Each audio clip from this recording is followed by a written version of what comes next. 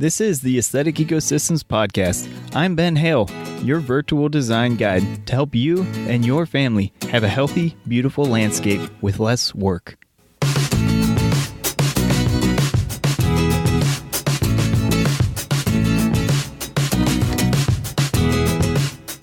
What's up, and welcome to episode 13 of the Aesthetic Ecosystems Podcast. We're at the big 1-3, folks. This is exciting. Today, we're going to be talking about creating a healthy and low-maintenance lawn. I feel like that was a little lackluster there. Let's try it again. This is exciting, folks. We're going to be talking about creating a healthy, low-maintenance lawn. There we go. All right, let's get some energy today. This is a huge topic for me, kind of near and dear to my heart, because to be honest, when it comes to grass and lawns, I kind of have a love-hate relationship with them. I mean, I totally understand how grass and the American lawn, America really has defined the lawn as we see it today. The American lawn really it has a very specific functional aspect to it, but also an aesthetic as well. The wide open space. And let's face it, lawns kind of define the human landscape.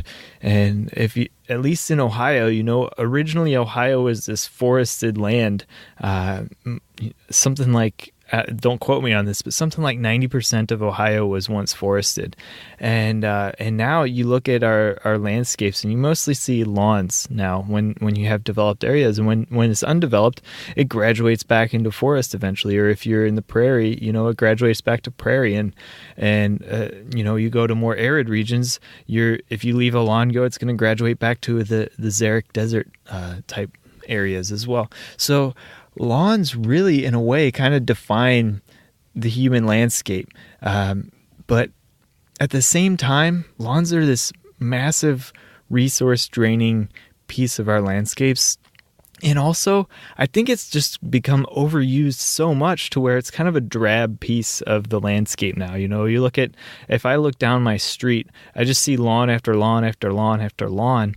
And, it's dotted a few spots here and there with some ornamental tree or whatever, but it is the defining characteristic of our street and of most developed spaces, of most semi-urban and urban and suburban areas.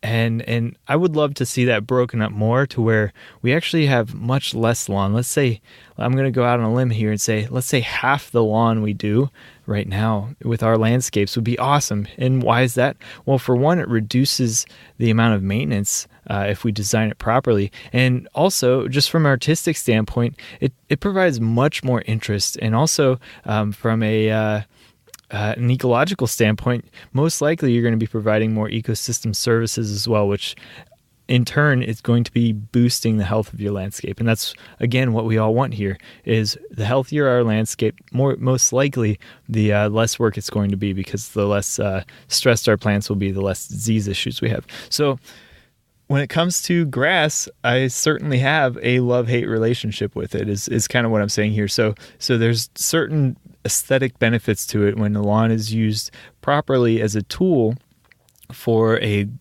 living space compared to, say, a paved area. But and also it has wonderful characteristics if used in the right setting, where it has pretty good traffic where you can walk across it, play on it, that sort of thing, and it's comfortable, even lay on it or sit on it, So there's certain benefits to it, but at the same time, the hate relationship for me partly becomes an overuse thing. It's kind of just a monotonous space that's certainly overused in our landscapes, and also just the work that comes with it. Lawns are a lot of work, and that's the part where I really start to dislike it.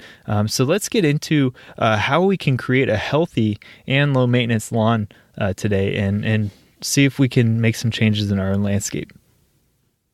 All right, so when we're talking about maintenance, let's just think of the different maintenance tasks you might have in your lawn, and how they become kind of almost like a burden, or something you're almost chained to your lawn, especially during the growing season. So first, most obvious, you have your mowing and your growth phases. So cutting the grass to maintain it in an aesthetically pleasing height that isn't going to make your neighbors angry, and and isn't going to look overgrown or scrubby or whatever.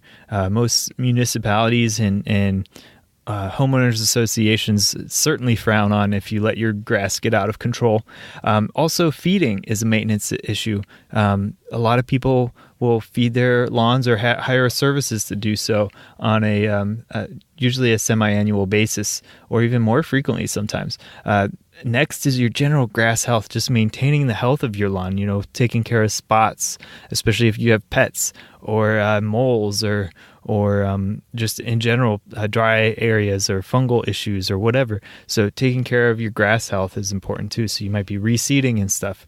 And last, of course, is your weed issues. A lot of people like the uniform appearance and feel of a weed-free lawn, and so they go to great lengths sometimes. This might be you, and I'm not necessarily talking down about this, but personally, I think it's overdone, certainly, to have weed-free lawns, 100% weed-free. You can't have one little tiny flower dotting your beautiful carpet of green or whatever, and this is a huge amount of work.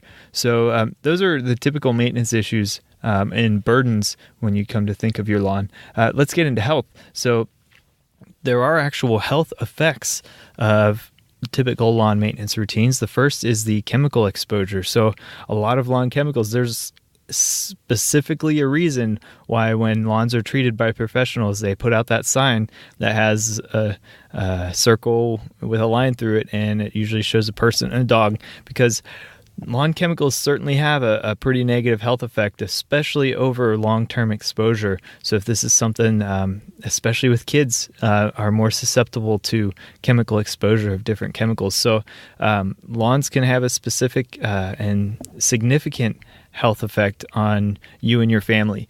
So it's important to reduce that amount of chemical exposure, and also what they do with the greater landscape, so our rivers, lakes, and streams especially. Next, as far as health goes, exhaust actually can be a pretty major issue. So when you talk about mowers, I was trying to find some good statistics here, and unfortunately it's not exactly clear on how much lawnmowers are estimated to emit. There's a lot of varying statistics, but some that I could try and find that were semi-tangible related to the EPA. They estimate 17 million gallons of gas are spilled, not even used, but just spilled while filling lawnmowers. And a little aside here, I certainly can't stand the new EPA nozzles. I think I spill more gas using the new ridiculous nozzles that you can't use versus the old ones. I understand the intent, but the actual practicality of them is pretty tough. But that's a lot of gas that's spilled, and especially when that stuff gets on your skin or whatever. Gasoline can be absorbed through the skin, and it can have some health effects.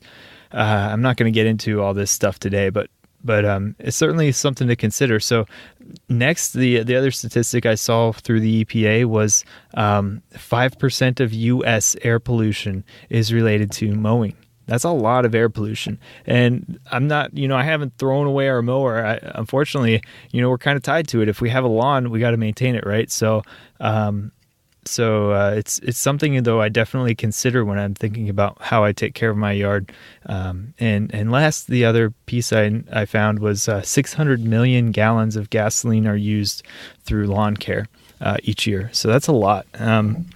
And some of the varying statistics, some were pretty staggering. I don't know where the actual number is, but 1 hour of mowing, I heard or I read kind of conflicting accounts, and apparently this is based on temperature and what type of mower you have and all sorts of stuff. So that's why it's difficult apparently to make a link between how much a mower emits versus a car. But some accounts were that 8 cars driving at 55 miles an hour equals 1 hour of mowing. Another was more reduced. It was more like 1 car driving at 45 miles an hour for the same amount of time as a mower is about equivalent. So either way, mowers do emit a lot more exhaust. And generally speaking, this is the time most people are mowing when it's starting to get hot out. And so those fumes are more you're heavily breathing those in, and it can cause some, long-term health effects being exposed to fumes like that. So just something to consider. The more we can reduce our mowing, the less health effects we have here. So with your heavy respiration as you're walking around with a mower, if you're pushing it and everything, it can really have an effect. So let's think about what we can do to take care of our lawn in a way that is a lot less work than what we currently do. And I've experimented with various ways here, and certainly some are more effective than others. But I want to share with you what I see as the most effective ways to easily change your lawn care program. So you don't even have to go out there and replace your lawn. You don't have to tear everything up necessarily, but this is just steps to take with your lawn. And some of it's a mindset shift too, but things to do that still are, it still can be attractive with your lawn. You might not have a putting green out there, but you're going to have a nice lawn, and it's going to be something that you don't have to take care of as much. And your lawn plants, your grass will actually be healthier as a result. And then also what I'm going to talk about too, after we talk about some of the easy steps, we're going to get more in depth into things you can do to actually take some pretty legitimate steps to reduce your lawn size, as well as the type of lawn you have, if you want to take that approach. And it'll significantly change things, especially with in relation to how much time it takes to take care of some of these things. So something to consider if you're considering more extensive measures, for sure. So let's get into the easy stuff first. The first thing when it comes to making some of these easier changes is this is kind of a mindset piece. And what I'm really saying here is that this requires a change in habit. And that can be difficult, especially if you're used to, cutting your grass for the past 20 years the same way, let's say, right? So, I've been, I started cutting grass when I was, I don't know, I was probably 8 years old the first time I mowed the grass. And that's probably, frowned upon now. My parents might be scrutinized for letting me do something, today in today's world. But yeah, I mean, I started cutting grass pretty early, and so we get into these habits, and to try and change some of this stuff can be difficult. So the first thing is reducing your mowing frequency. And what this does is it allows your grass to basically have a longer time period between stress periods. So cutting your grass is a stress period for your lawn, actually. And it stresses out your grass because it sends a signal that it just went through a trauma, right? The tops of your grass blades are healing, and it's basically signaling the rest of your grass plant that it just lost a bunch of its foliage, and so it needs to grow, right? So it triggers this growth, then stress response, growth, stress response. And so reducing that time period in between can actually help, for one, slow down the growth rate of your grass, and two, just give it more time to be a healthy grass plant. And so this can be really important for your plant, but more importantly actually is for you, that you don't have to feel tied to your lawn so much that you have to be out there maybe every week or every couple days to be cutting your grass, which can take, especially as your property size increases, can take a pretty significant chunk of time. I have neighbors who legitimately cut their grass every single day, and that's a significant portion of your day, or just your life, if you add it up during the growing season of cutting your grass, and think of all the time you could spend on something more valuable, more important. So again, let's tie that, focus on your real priorities in life, and start to just consider or realize that cutting your grass might not be the top priority in your life, and it can kind of take a back seat. And so reducing your mowing frequency coupled with the next piece is very important. And the next piece is raising your mower height. Okay? Now what this does is it allows your grass to be cut less substantially each time you cut it. And when you're cutting and leaving a higher portion of your grass behind, it stresses out the plant less. And so let's go through a few of the things that happen when you're cutting at a higher height less often. So the first is you're increasing the health of your grass plant overall, because your roots and your foliage have a better root to foliage ratio. Generally speaking, most plants, this isn't a straight rule, but most plants have a pretty even ratio between what's above the ground and what's below the ground. And when that gets thrown off balance, it throws the plant off balance, and it's hard for the top to sustain the bottom and vice versa. So if you're significantly cutting the roots off of something, it can really stress the top because it's not getting the nutrients from the soil. And when you're significantly cutting the top, it stresses out the roots because the top can't sustain the carbon demand of your root system. And so generally speaking, when you're throwing off that ratio, you're getting a stressed out plant. And certainly true for your grass. So next, perfect segue is you get better roots with your higher grass. So you get stronger roots that are more sustained over time between mowings because they can stay living, stay healthy, because they have more foliage above them to survive, and they can also grow deeper. So you have more roots per grass plant because you have more foliage above it.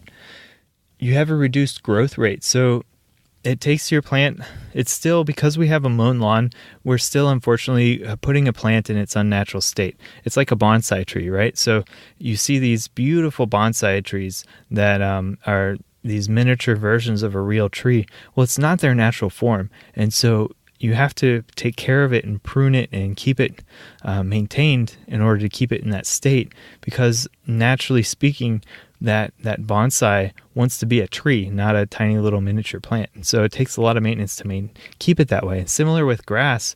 So most of your grasses naturally want to be 12 inches or taller in their natural setting. And so when we're cutting them at, say, 4 inches or less, we're putting that plant in an unnatural state.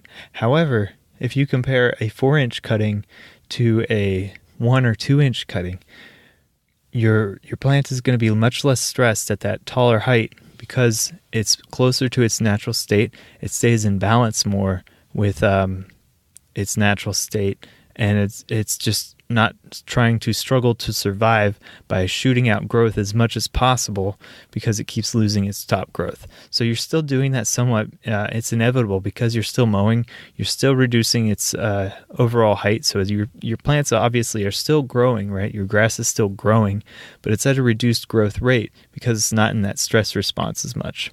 Next, because it's at a taller height, you're going to be shading out weeds. So there's less sunlight hitting the soil surface. So when you have your grass cutting it at, say, 1 inch height or 2 inches of height, there's not enough grass there to completely shade out the soil surface. And so whenever there's sunlight reaching the soil surface, you're giving signal to weed seeds there's so many weed seeds present in any landscape that if you're going to put sunlight and water on it, there's going to be something that's going to sprout up. That's just how it is. There's so many weed seeds that get dispersed everywhere through the air, through other previous weed plants nearby, through birds, whatever. There are weed seeds present in your soil, even if you keep killing them. It's just how it is. But as soon as sunlight hits that soil surface, it sends signals to a lot of your annual weeds and perennials for that matter, but specifically your annual weeds, say your crabgrass, right? It sends signals to those plants to start growing because it means that they're under the right condition for growth, that there's a space available for that plant to grow. And so that's why with your shorter lawns specifically, you have a lot more weed problems if you're not treating them. So we raise that mower deck up, and suddenly what happens is you have less sunshine hitting your soil surface, and you have less signal to your weed seeds to start growing. They're still there, but they don't feel like it's as good of a condition to start growing. And so you have fewer weed problems. Now, this is kind of a long-term tactic here. It's going to take time to transition your lawn to have fewer weeds. But if you keep at it, this will reduce your weed pressure across your lawn. So next, of course, as I mentioned earlier, we have healthier grass plants, right? So all of these factors combined give you a healthier, happy grass plant. And so they have deeper roots because they have higher foliage on top. They're less stressed because they're getting less of their top growth cut off between cuttings, even though you're at a higher height and reduced frequency. you have less grass top growth because it's growing slower as it's in a less stressed state. So your grass is not getting signals each time you cut to grow as much as it can because there's not enough foliage there. Instead, it's saying, okay, we just had a little bit of trauma because we got cut at this higher height. We're a little stressed out, but it's not as bad. We don't have to, try and grow as much as we can and sacrifice our root health to grow as much as we can before getting cut again because you're maintaining at a higher height. It's less stressed. It's growing slower, and so you have a happier grass plant. That's kind of how the story goes.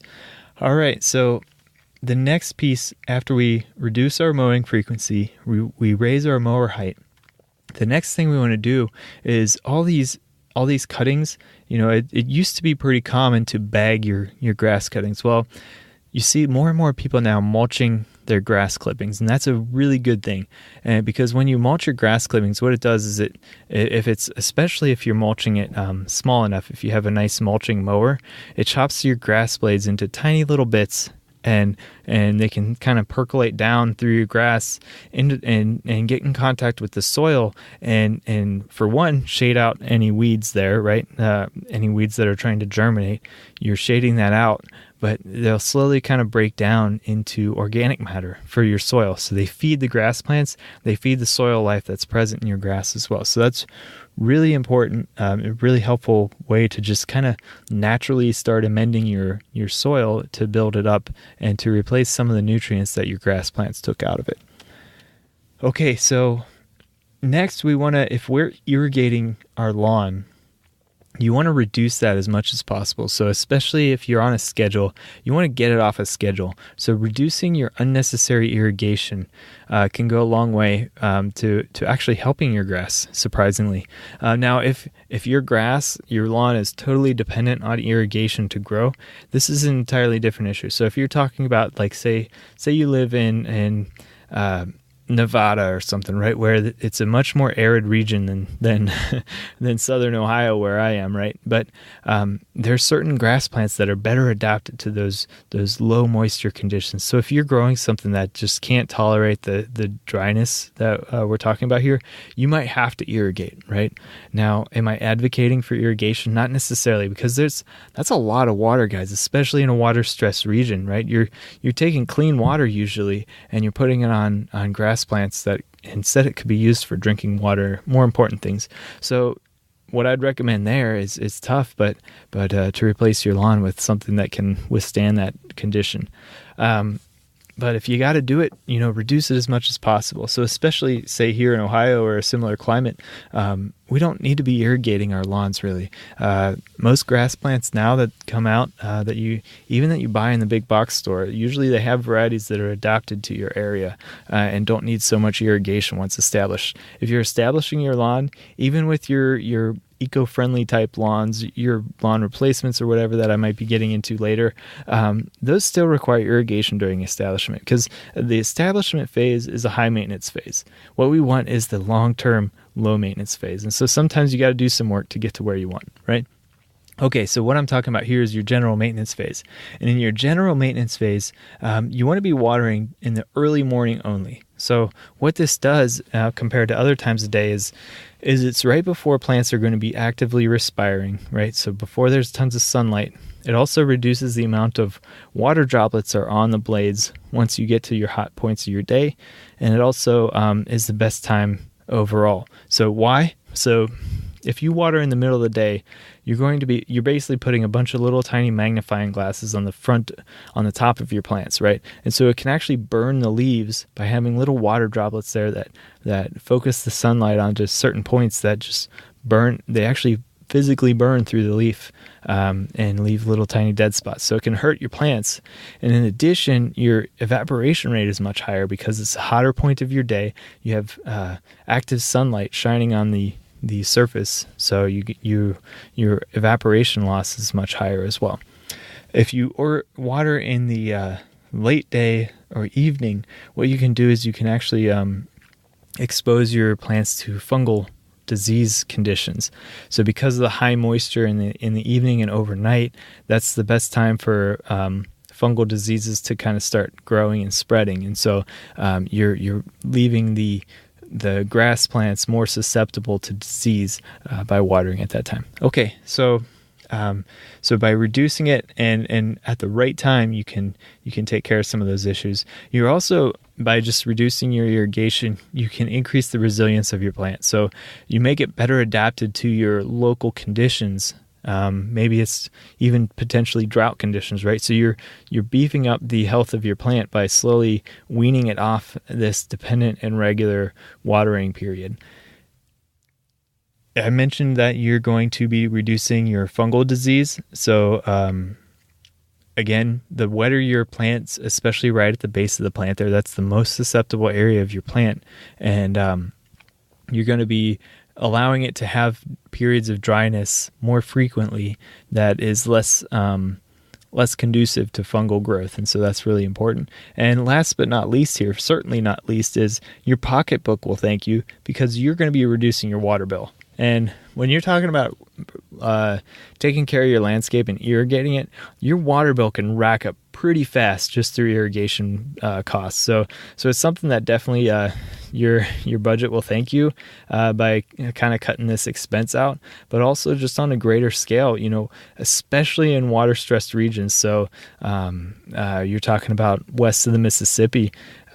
It's becoming a bigger thing here, where water can be really scarce at certain times, especially when it's most needed in your landscape. So trying to design your landscape or to build resilience in your lawn to where it doesn't need it as much is really important for that reason too.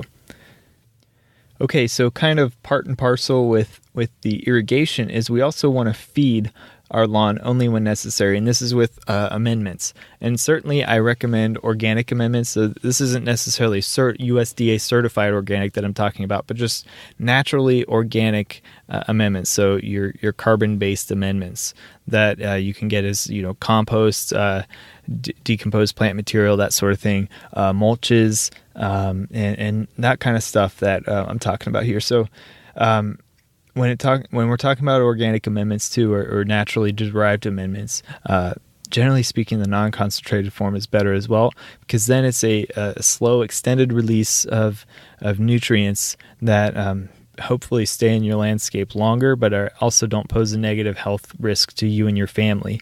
So these are things that are hopefully healthier that we're talking about here. And I'm being very broad in general here because there are so many that I'm not going to get into it today. But in general, reduce your feeding and use safer organic ones that are better for your plants, better for you, and only when necessary. So it's feeding your plants at the wrong time, your grass, can actually have a negative effect. So taking away the unnatural doses of feeding can leave your plant to take care of itself and to do it in a way where it can rely on itself and be a little bit healthier too. Okay, so that kind of gets into our easy ways of taking care of our lawn and reducing the work now without having to make major changes to your lawn. Let's talk about some more legit stuff, right? So let's get into it as far as like you want to make a big change with your lawn. What can you do? All right. So the first thing, and probably the most important thing, is just simply reducing the size of your lawn. Okay. So when we look at, let me take my house, for example. So our house sits on a almost half-acre lot, which when I'll be honest, when we first bought it, I was like, oh man, I would love to have like 5 acres or 20 acres or whatever. And maybe someday, right? But now we live on a 5 acre, or not a 5 acre lot, about a half-acre lot. And, it's one of those like kind of weird shaped lots because it's on the end of a street. And so we get kind of like the weird triangle side to it as well. And, but at first I was like, this is kind of small. It's not enough space, whatever. Well, I quickly learned to realize as my life got much busier with having kids and full-time job and everything and launching a podcast and stuff like that, that a half acre is a lot to take care of. And especially when it comes to your lawn. So reducing the size of your lawn can go at great lengths to reducing your overall landscape maintenance if you do it in a way that's appropriate and proper. So if you do it with a low maintenance angle. So some of those examples are replacing with low maintenance garden beds. So this might be something you only have to address, once or twice a year to take care of, to kind of manage your plants, to do a little bit of weed control, and to do a little bit of feeding if necessary, or amendment, and let it take care of itself. Similarly, you can look at to like a prairie or meadow type planting, and this again is a very low maintenance way to take care of your landscape. Actually, this is really becoming a more common thing at a lot of corporate and commercial properties. So at my full-time job, they do this actually too, where a lot of the previously frequently mowed areas they've replaced with this kind of rustic kind of meadow appearance, where they plant it with local species that are adapted to our region for just with grasses and flowers and such. And they give a wonderful appeal to the landscape. And in addition, it's significantly less maintenance for the commercial property. So this is something you can adapt into your own landscape as well. So maybe those areas where you don't really need to be accessing them a whole lot, but you still like to have the space, you can make it into a buffer that is a beautiful prairie / meadow planting, and it can even be a really great space for natives and pollinators, and just building the overall health of your local area as well as your local landscape. You could also, if you're in a drier region, you can consider the xeriscaping, so your dry landscaping techniques that are becoming much more common in those areas. And again, all three of these types of suggestions can be a lot of work if you don't do them improperly, but done properly, they can be very hands-off and very appealing at the same time. So when we're thinking about reducing the size of our landscape, or of our lawn area, we also want to consider focusing our maintenance on the major use areas. So these are the areas where you have your primary traffic. You might want to consider lawn. You could also consider pathways for some of these areas. But wherever you're spending your time, you probably don't want to be traipsing through 6-foot tall grasses or whatever, right? So focusing your lawn on those areas that you specifically want to use, if that's the type of space you want. And then the other spaces, you can consider some of these other plantings that take away the frequency with which you have to mow and the amount with which you have to mow. So for example, too, my wife wants to make sure, as we plan for the future, that we have a space for our kids to play. So what does that look like? How much space do we need? Where do we need that space to be? And planning for that adequately. So when we're thinking about the additional spaces beyond that, we can consider reducing some of our lawn dependency. When you're looking at your lawn, you can consider replacing as much of it as possible with some sort of low maintenance cover. So that some of this is stuff that can allow traffic, and some of it maybe just very minimal traffic. But overall, it gives you kind of a similar aesthetic to your lawn. So something very low growing, doesn't require as much cutting, doesn't require as much feeding, and all of that sort of stuff. So the first one, which is one I've tried specifically in our yard, is a no-mow lawn. So there's actually a brand of lawn seed called No-Mow, and it's NO-MOW. And this is provided by the Prairie Nursery out of Wisconsin. And I love this stuff. The one caveat is that you really got to make sure you're establishing it properly in order to prevent long-term weed pressure. But this stuff, I've had one patch of this where I've experimented with multiple ways of establishment. We can get to talking about details with this stuff in the future, but the real thing I want to say is I've had this for, now at least 3 years, and over 3 growing seasons, I've hardly had to do anything with this grass. It requires very little mowing, so we're talking maybe 2, maybe 3 times a year that I mow it for various reasons. One's for seed heads, one's to mulch back growth after the growing season's over, and that's mainly it. And maybe one other time if I need to, but that's it. And what you get is a beautiful lawn that, yes, it's a little taller than usual, but what happens is these grass blades are very thin and very soft, and so they kind of flop over, and you get this like mottled kind of shag carpet view, I guess, or appearance. That's the word I'm looking for. But it's actually very appealing. It looks different than your typical lawn, but it's very nice, very soft. It's fun to walk on barefoot, and it's really good at weed prevention. Now we get a few weeds here and there, but nothing like our regular lawn area. So something to consider. So the No-Mow lawn is made up of fescues. It's a blend of fescues. There's some other brands as well. Usually they're branded as like an Eco Lawn or something like that. And but they're a mixture of various fine and thin-bladed fescues, but they grow primarily in the northern climates of the United States. So if you're looking in the south, there are some other options. Some of that are becoming more popular are various strains of buffalo grass and blue gramo grass, and so these are natives to our North American prairie, and they can withstand the hotter, drier conditions. And generally, they don't actually do as well in the wetter conditions of the north. So something to consider. Okay. Also, we can think about various plants such as your sedges. So these are becoming quickly popular as a low maintenance ground cover. Generally not something you're walking on as much, but you can if you need to. But they make a nice appearance as well. So your sedges. Also, you can consider something like creeping thyme. Those are quickly becoming popular as a ground cover, and these actually can withstand a certain amount of traffic. And with all of these things, I want to point out that establishment is key. So making sure your space is prepared adequately before you planting these types of alternative ground covers is very, very important. And I kind of cringe when I say alternative ground covers, because I think these should be the norm. And they're actually very beautiful, most of them. So and that's why they're becoming popular in a lot of spaces. Is these ground covers? They're starting to be realized for the value and the beauty they can provide to your landscape. So one last thing with establishment is I recorded in episode 10, I talked about how to establish a garden bed properly, and all of these principles certainly apply here. So I strongly recommend if you're considering this replacement strategy to go on and check out episode 10 and learn more about that. Some great information there. Okay, cool. So next, if we're talking about our existing lawn, consider adding clover to your lawn. This is very helpful when it comes to feeding your lawn. So basically what you're doing is you're naturally fertilizing your lawn, because clover and its associated bacteria that live in its roots, they provide nitrogen to the surrounding plants.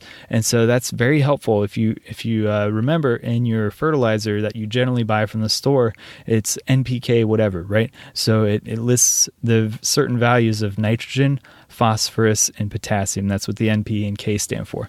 And so nitrogen is a very important nutrient for your plants, and clover can naturally provide that for your grass. So if you actually like the look of clover, there's some certain varieties out there that you can use in your lawn.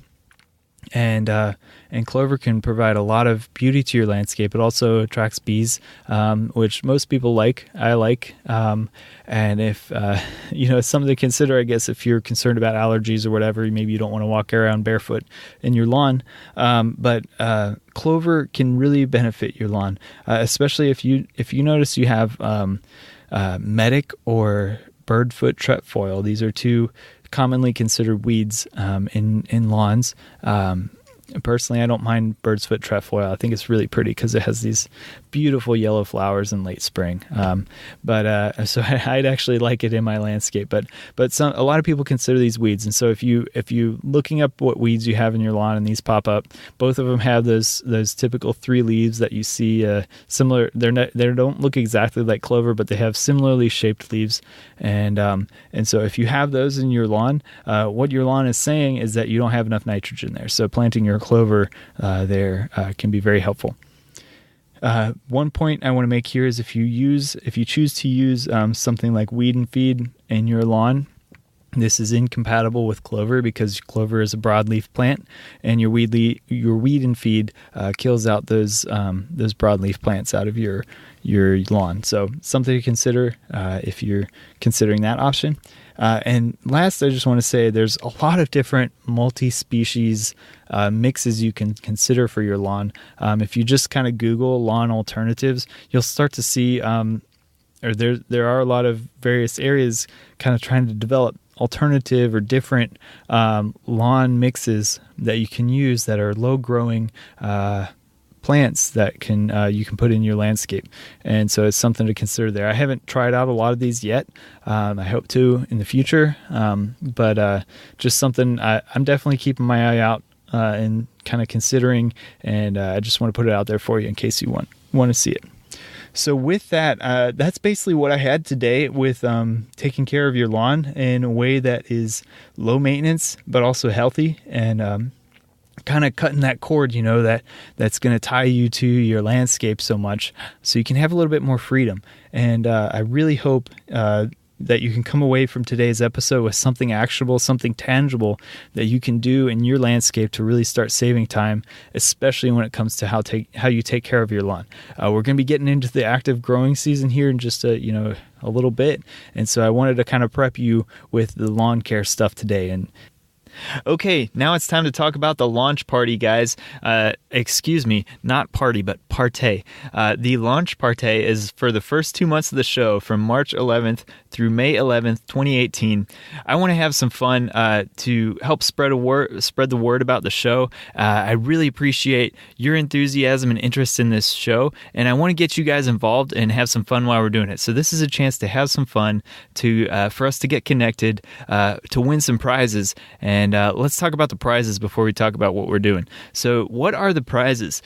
Weekly, I'm offering a free consultation with me, Ben Hale, which is normally a $99 value. So one person each week that gets involved in the launch partay gets a free consultation. I'm also giving away a free offer for one of my ebooks, 10 Ways to Get More Beauty with Less Work, which is a $19 value.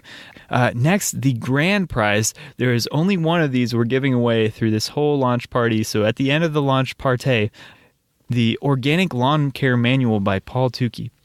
So Paul Tukey himself has offered to give away one free book to a lucky winner that's getting involved in this launch party. And this book is all about how to manage a healthy lawn, from anything from a golf course style lawn to your low maintenance lawn, which of course is something I prefer here on this show, right?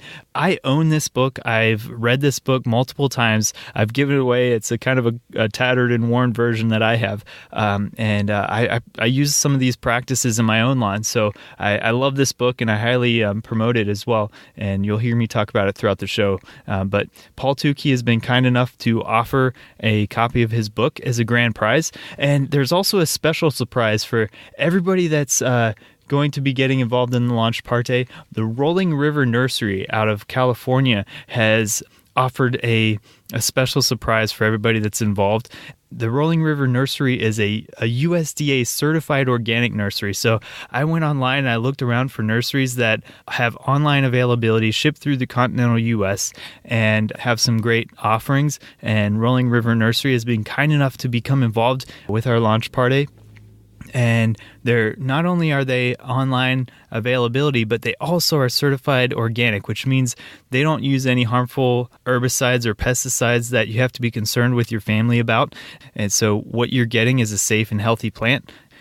They also offer a ton of edible plants and trees and shrubs, cacti and succulents. So they offer several trees and shrubs that are adaptable throughout most of the United States. So definitely worth checking them out. And in addition, these guys are also involved with a nonprofit in Southern California to help local food movements called plantingjustice.org. So if you want to learn more about them, you can go to rollingrivernursery.com. And I also want to give a shout out to Paul Tukey's website.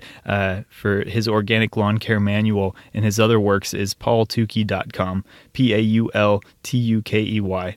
And to sum up, guys, okay, you want to learn how to get involved with this launch party? Go over to aestheticecosystems.com/pod launch, and that's PODLAUNCH. There's a link in the show notes, and that's going to give you all the instructions on how to get involved. There's two ways specifically to get involved. One is through sharing with your peeps on Facebook, and the other is through leaving a review on iTunes. Both of these are going to help spread the word about the show and get other friends listening to it as well. And I sure appreciate your help here. And likewise, this is going to be a fun time. So go on over and to aestheticecosystems.com/pod launch to get involved. Likewise, if you have a question for the show, head on over to aestheticecosystems.com/pod. I think I've referenced podcasts in the past few episodes, but that's actually not the right link. So if you just go to aestheticecosystems.com, you'll see right on the top menu there a link to the podcast section. And I also have a button when you go to the podcast area, and you can ask a question, and I'm going to try and start incorporating questions on the show here too. So go over there, ask a question if you have a question about something, and I'll see if I can fit it into the shows here. Maybe we'll start doing some Q&A shows and such. So with that, guys, I also wanted to reference two specific resources. One I already mentioned, which is the Prairie Nursery in Wisconsin. They have a lot of great plants that they offer that are adapted to most areas of the United States, but specifically the prairie areas of the United States. They have a lot of stuff there as well that is just really good information, and specifically to the no-mow lawn that I've had success with in our landscape, and I want you to try out too if you're considering it. Next is the Organic Lawn Care Manual by Paul Tukey. So Paul is actually part of our launch promo here. He's giving away a copy of his Organic Lawn Care Manual book. So if you haven't considered going over to the podcast launch, definitely check that out. But also just the Organic Lawn Care Manual. I'd strongly recommend you guys to buy a copy of it. It's a great book in learning how to basically wean your yard off of the chemical addiction that most of our lawns are on. And it spans the area from having a nice, very well manicured lawn that looks exactly the same as maybe what you aspire to with a golf course, all the way to maybe a much lower maintenance routine that's still very aesthetically pleasing, but a lot less work than your typical golf course lawn. So check it out. The Organic Lawn Care Manual by Paul Tukey. It's a great resource, and I certainly recommend it. Next, guys, check out, I have tons and tons of links for today's show in the show notes, including where you can go to get to the podcast page on my website. Subscribe if you guys like the show. I'll be coming out with more episodes, so make sure you subscribe. Stay tuned. And also, just guys, thanks for tuning in today, and make sure you live with passion and make tomorrow better than today.